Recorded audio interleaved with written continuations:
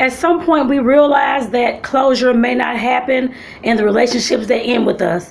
We have to understand that. I know that's hard to hear and hard to bear, I guess I put it that way. But 95% of the time, most folks do not receive closure when the relationship goes haywire, goes crazy. Things are, all this drama's going on, all this stuff is going on, and somebody walks out of your life. Everybody does not get closure. Sometimes those folks have no idea how to even give closure, or could care less about closure for you, I guess I put it that way. At some point, you have to realize that regardless as to whether you get closure or not, you have to give closure to yourself. And what do I mean by that?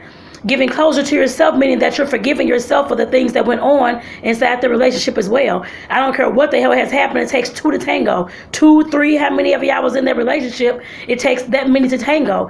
Just keep that in mind. There's always something that we have to take responsibility of as well, whatever it was, whether we didn't actually physically cause something to happen.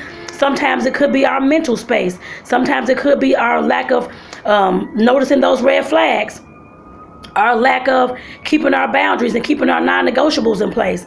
It could be our lack of self-worth. It could be all those things as well that we fall behind on, y'all. Just keep that in mind. There's always something that we have contributed to that particular situation in order for it to happen as well. So just keep that in mind. Nobody's always getting away scot-free, and it's not always everybody else's fault.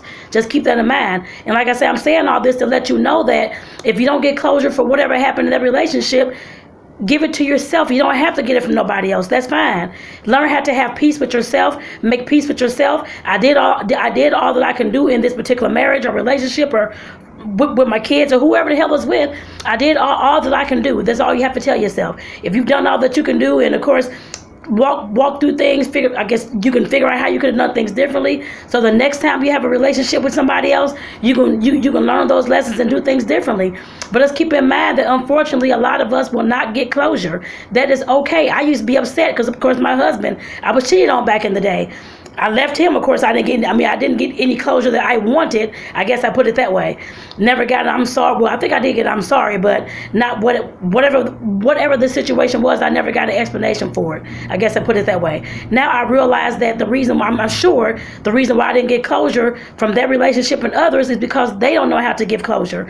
They don't know what that means. They can care less what that means in some situations, I'm sure. And they're probably embarrassed about the stuff that they've done and know that they were wrong. That could have been as well. But like I said, that is fine. I don't need to have their closure. All I know is that I can give myself closure by giving myself forgiveness, letting myself know that I've done all that I can do. I'm still a woman. I'm still good to people. I can still do this. I can still live my life without that person and move forward. You have to give yourself closure, y'all.